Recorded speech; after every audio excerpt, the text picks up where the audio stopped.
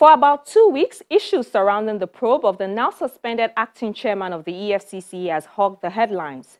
Could this probe have been handled differently? What is the extent of the powers of a presidential panel? Can they even prosecute? What are some of the lessons from the whole issue, and what does it say about the country's war against graft? These were some of the questions I asked my guest, Mr. Olumide Fushika, who, like a lot of senior lawyers, has had to interact on behalf of his clients with the AntiGraft Commission. I want to start with your general comments about the detention of Magu for 10 days, the drama that we've seen play out and its subsequent release. What do you make of all of it? Somebody described it as tragic comedy, You know, every day in Nigeria there has to be something to engage and entertain the masses. Otherwise, they will go completely mad and maybe doing something else on the. So every day you have one drama from this government. If somebody is occupying that kind of position, and you are not arresting him for the purpose of going to prosecute him, it's not as if you conducted any investigation and concluded on it.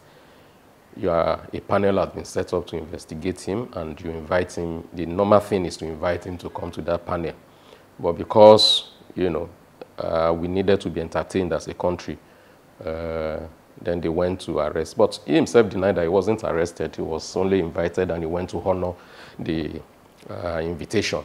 When he wasn't released, when he didn't leave, don't let me use the word release since he wasn't arrested.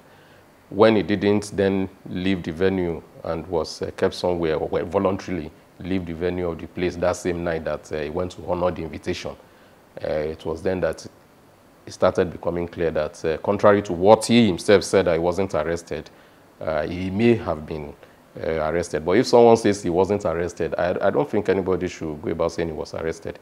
They use the statement that I was not arrested, I was invited. I read the letter written by Wahab Shitu. Everything is said in that, every complaint he made in that letter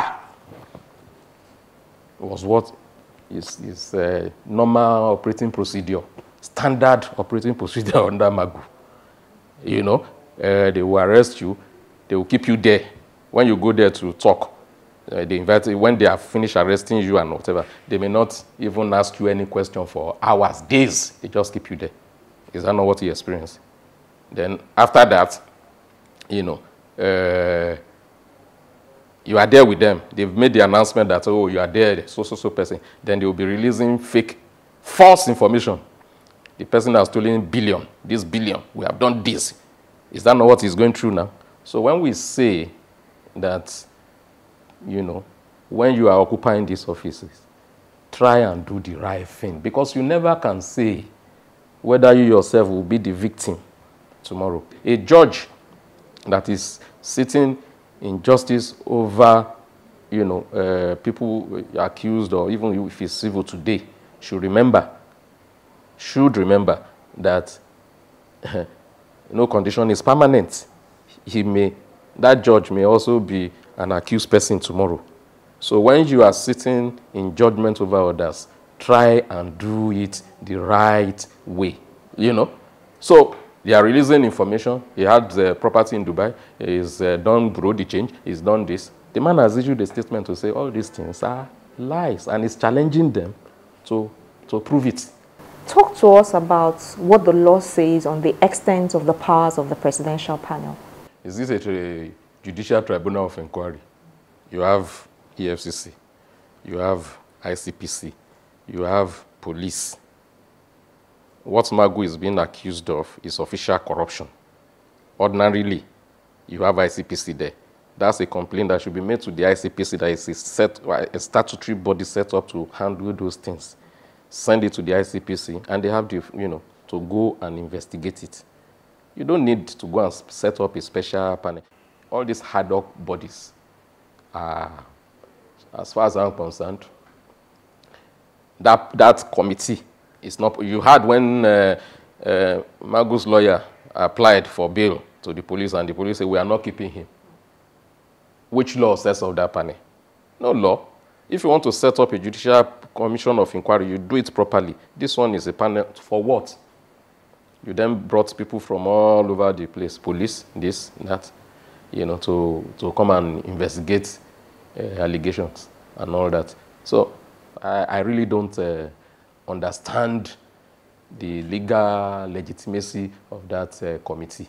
But maybe the president just set it up as his own whatever, just to find out facts about whether this allegation is correct or not correct. But in that case, he doesn't have any power to detain anybody. I don't know what will come out of it. Can the panel charge anybody after they completed their investigation now? This whole issue surrounding Magu's release, do you think that it's helping the anti-graft war in any way? I think it's, when I described it as tragicomedy the other time, I think it's not, other than the entertainment value, the Nollywood value of it, you know. What do you think people looking at us, they are so-called our foreign partners, let me put it that way. What do you think they would think of us? The head of our whatever agency is, we didn't need that drama. He's acting chairman. If you don't want to confirm him, if there are issues with him, let him go, put someone there. They've messed up with all these moves now. I don't want to know the political motive or whatever it is in it. Don't forget, take the feet of the other persons that have been removed now, about 12 or so of them, you know. There's no petition against any one of them. They are not under any investigation. Magu's own is, okay, there's a petition and we're investigating him. These other 12 or 10 or 11 persons, is there a petition against them? Are they under investigation? Don't forget that the commission has a board of 25 persons, if I'm not up to 25 persons or so. What's the work of that board? The law that sets off the FCC says disciplinary matter, staff disciplinary matter, it belongs, the jurisdiction over it belongs to the commission, the board of the EFCC. Now, no petition against them. They are not under investigation, including one that was confirmed by the Senate. Then somebody just wakes up somewhere and says, all of you are gone. What signal does that tell the international community? It is that we are not serious. You see, when the next report of Transparency International will come out, all these things that you see happening now is certain to have an impact in how we are rated. Ad hocism, let me put it that way. Why don't you follow the laid-down procedure? If any of them has committed any offense, there's a procedure within the EFCC that they can be disciplined. You know, somebody just wakes up one day and says, I'm removing them. In other words, you beheaded the commission. Let me put it that way. You beheaded it. So anybody wanting to engage with us will say, anything can happen in Nigeria anytime. There's no certainty about anything. So we need to change our mentality as a people. We need to become, I would say, irreverent in some ways. The respect we have for we have too much respect. And some people will say, okay, am I saying that people should be rude now to people in authority, to political figures, whether it's religion, even age? You understand what I'm saying? Some people will just, because of age, they know what I'm doing is wrong, but they cannot come and tell me. They say maybe people will say they are rude and whatever for telling me that what I'm doing is wrong, a junior person. You know? I think Magu is not our problem. Well, it's just let me put it, it's a manifestation of the bigger problem. We as a people must determine that whichever office we are put, whatever position, we are called to serve our country. You've also mentioned something about the procedure. So let's look at the procedure that the panel is employing. There are those who condemn the secrecy in which the panel is sitting. Others say that if it's a fact-finding panel, the media should have been allowed to cover the proceedings. What do you think? If you are investigating someone, it's not a public, it's not a spectacle for the public. That's not what it's supposed to do. Investigation is supposed to be discreet. Okay. It is when you have completed your... Did you hear that FBI or whatever was investigating Hush Puppy? There was no such thing. The day they were ready to arrest him and take him before a court, they did so. They are, he immediately was landing in America. The charge was already prepared. He was there. Investigation, police investigation anywhere in the world is not supposed to be something you invite journalists and we begin to entertain ourselves about, because you hear a lot, it's a verification process. You damage people's name permanently. Permanently. Look at it the way it is now. Is Magu's position, is it tenable again? If perchance Magu is returned back to office, do you think he will do things differently? If they return him to that office, how is he going to face his colleagues outside the country? They've rendered him, they've damaged him. They've damaged his reputation, they've dragged him in the mud and all that. Nothing that the panel can say. If the panel says, oh, he's not guilty of this, whatever, and all that, the aura surrounding that office, don't you see all over they even call him Hush Magu now, Anybody going to him, he's lost the respect. It may not be due to his own whatever, but the way they've conducted these affairs, has rendered his position untenable. He can't. In fact, if I were Magu, if I'm told to go, if I'm found not wanting, I would thank my God and say, thank you so much. If I'm told to go back, no, I've had enough. He should not, he himself should resign. It's not, how would he be effective in that office? Where do you stand on this divide? Some people want total independence for the EFCC, while others think that there should be some form of supervision, maybe from the Attorney General of the Federation. Where do you stand? The Lord Assessor of the EFCC also gave it prosecutorial powers. So if they've made up their mind within their own prosecutorial team that we are charging Mr. A, the EFCC cannot say, the Attorney General cannot say, don't charge. When they charge, they've done their own duty. If the Attorney General is of a different mind, the Constitution permits him to go to court and do his own duty to say, no, I'm taking over. In the public interest, there's a public interest element involved in this thing that must be fulfilled, and therefore, I'm taking it over.